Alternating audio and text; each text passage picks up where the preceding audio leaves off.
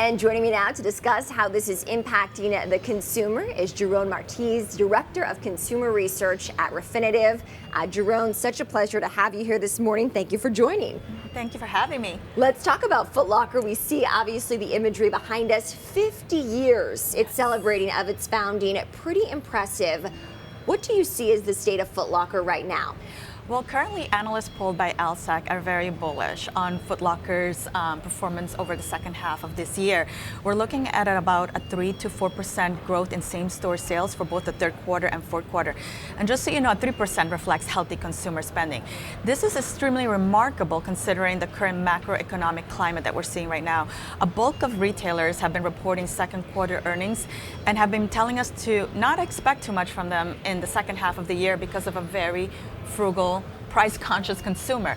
So when you see that our estimates for Foot Locker are between the 3 and 4%, that underlines the strength of the brand now that they're 50 years, celebrating their 50-year anniversary.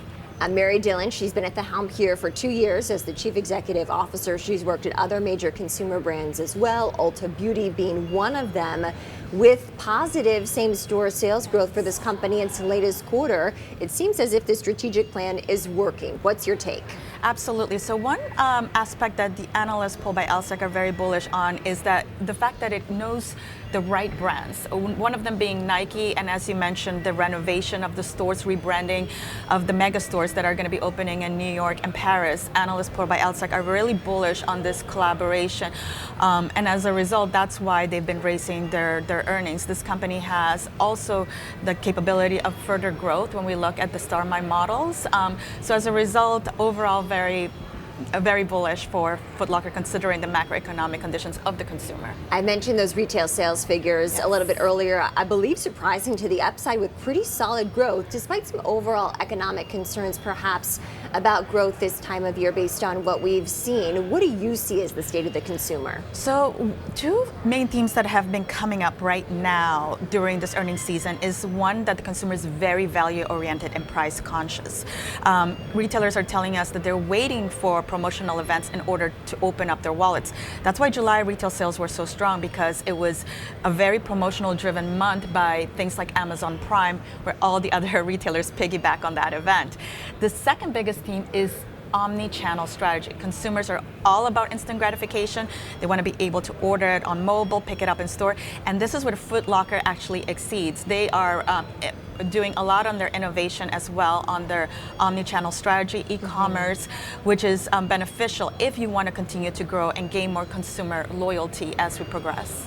Back to school shopping season, I feel like it's pretty much over now. Well, teenagers go back to school and they eye what their classmates are wearing and then hit the malls again to buy the latest fashion items. Having said that, Foot Locker was definitely a winner during the back to school.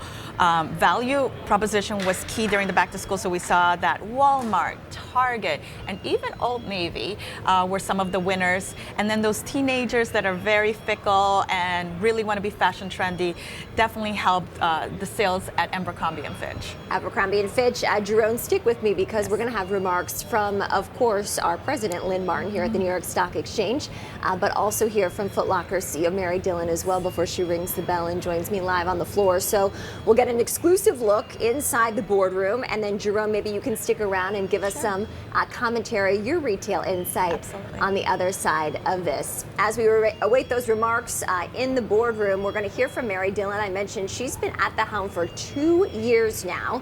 Used to run Ulta Beauty, was a chief marketing officer before that as well, and we'll hear her path forward for Foot Locker. There, of course, joining us from the boardroom, an exclusive look that we're able to provide here at the New York Stock Exchange, and those remarks from CEO Mary Dillon. Jharonne, you've got such a unique perspective in terms of the analyst coverage that you're able to see on this company, Foot Locker, and many other retailers. Dillon, of course, talking about sneaker culture, and as anyone who's living life, it feels like that is so palpable these days. What do you think? Absolutely, and also with the growth of social media and all the new television shows that are surrounding the sneaker culture has definitely made a push for it to move forward. But also what is very key are the sports events, especially for this year, 2024. We saw that it was a year with Olympics, the World Cup, that definitely pushed those sales even further. Not only just at Foot Locker, but even other sporting retailers retailers that benefited by association, like we saw the exporting goods reporting yesterday. And so what we're seeing is that in general, in a time when the consumer is being very frugal, thinking twice about spending those discretionary, buying those discretionary items, they are still sticking to these items, this athletic wear, because the consumer doesn't just want to feel healthy, but they also want to look good. This is especially a big trend that we're seeing with sneaker culture and also a push after COVID. It seems as if it's almost an investment by some people investing in the sneaker market. Absolutely. In the second hand market, we're also seeing that it's almost like a Chanel purse. These items grow in value over years and then become collectible items. So absolutely, the sneaker culture has not just begun, but it has so much to grow still. Okay, so we discussed back to school, Yes. still kind of in the later innings of that. And it seems like October 1st, it's going to be here before we know it, just a few weeks away. In some ways, these past few years, almost the unofficial start of the holiday season. Is that the expectation this year as well? Absolutely. So Amazon still has not mentioned if they're going to have a Prime Day in October, but that tends to help those sales of the holiday season. It kind of kicks it off. And then, of course, all of the other retailers piggy up on the event. Now, having said that, one trend that we're seeing is that if that were to happen in October, we're going to see a lot of merchandise on sale, especially for the holiday season. Already, it has been a trend this year where we're seeing that the consumer has been buying those holiday gifts early in order to save money whenever there's these promotional events. But yes, an event like Amazon Prime would definitely help even boost those holiday sales, especially given how frugal the consumer is into the second half of the year. Jharonne Martis, so good to get your insight and all the analyst data that you're able to provide. We really appreciate it. Thank you for having me. Yeah.